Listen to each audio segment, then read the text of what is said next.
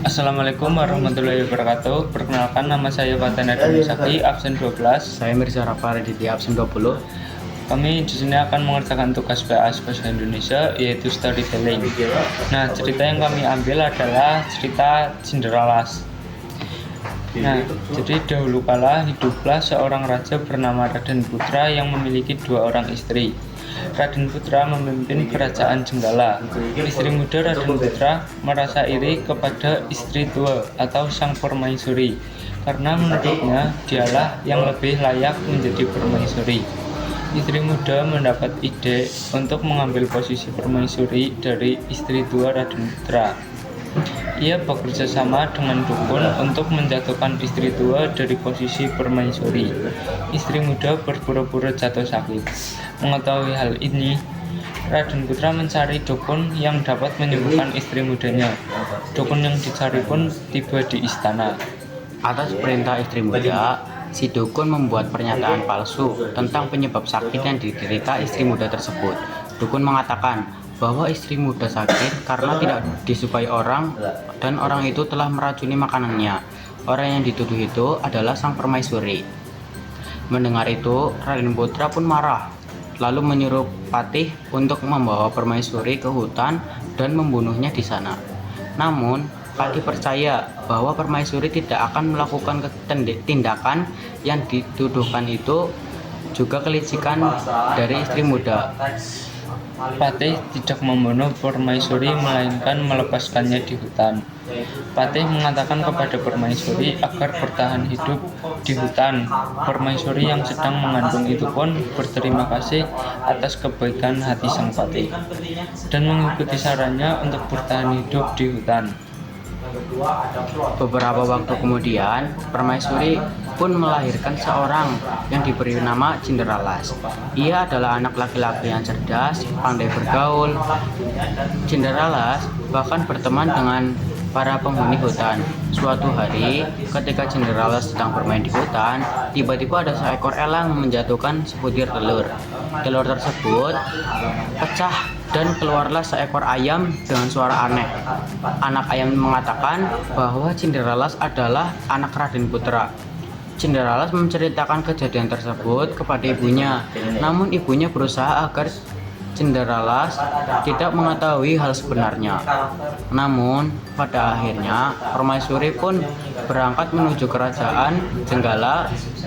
Di tengah-tengah perjalanan, Cinderella's bertemu dengan orang-orang yang sedang menyaksikan sabung ayam. Cinderella's menantang para pemilik ayam yang sedang bertaruh di sana.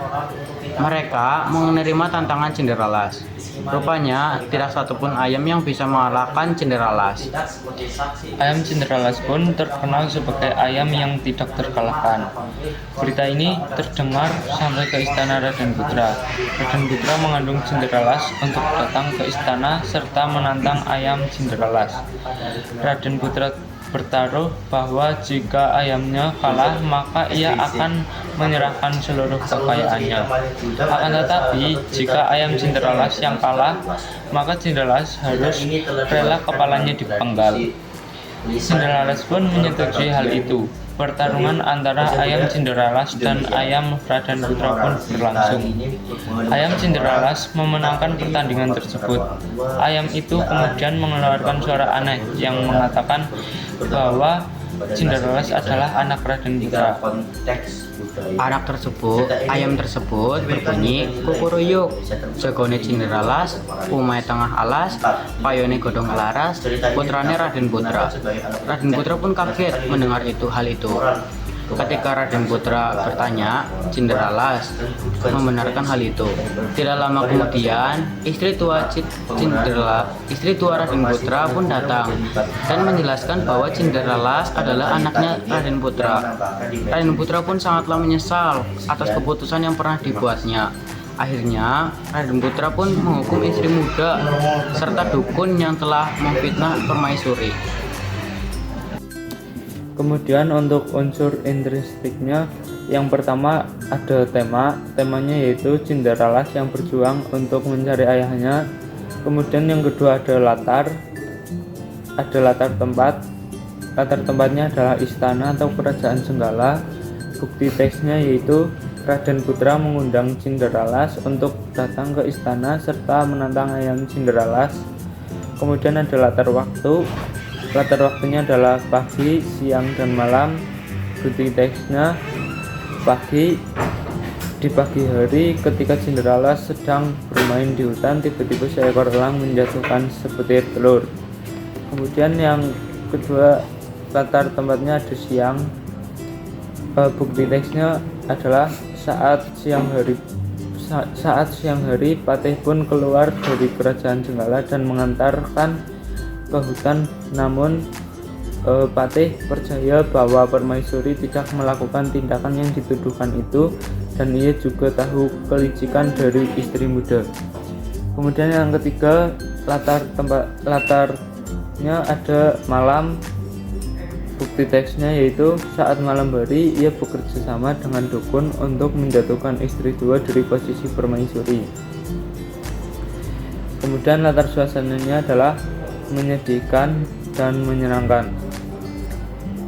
Yang ketiga ada alurnya yaitu maju karena cerita tersebut bercerita dari awal sampai akhir. Kemudian yang keempat ada tokohnya ada Raden Putra. Raden Putra sifatnya baik, tegas, dan mudah terhasut.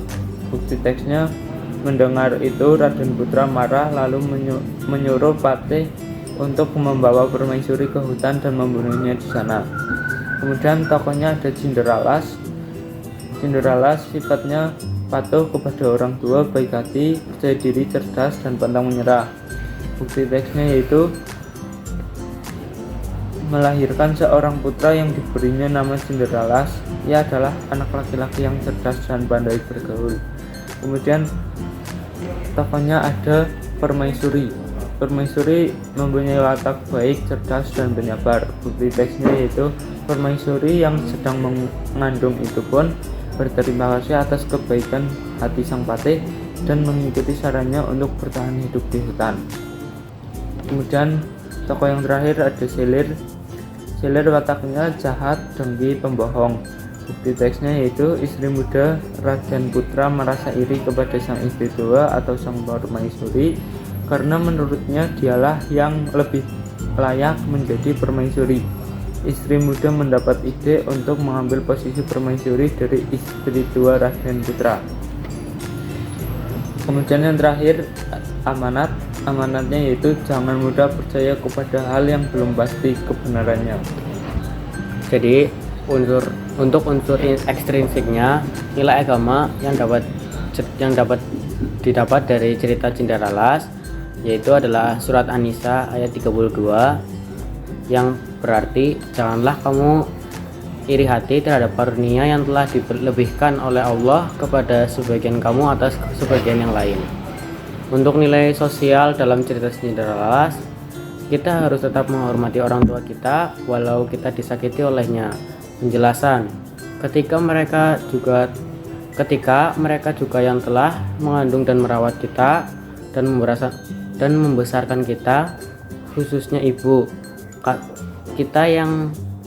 mereka yang telah mengandung kita dan menahan sakit saat kita dilahirkan ke dunia. Untuk nilai budaya dalam cerita Cinderella's, tetaplah menghargai Pamekasan adalah rajanya. Sang penutur juga menanam nilai rasa hormat kepada rajanya. Di tengah perbedaan pendapat dan sikap dituturkan raja dan Cinderella tetap disisipkan dan mengakui Pamekasan adalah rajanya yang harus dihormati oleh Cinderella. Mungkin itu tugas dari kami. Mohon maaf jika ada kesalahan. Wassalamualaikum warahmatullahi wabarakatuh.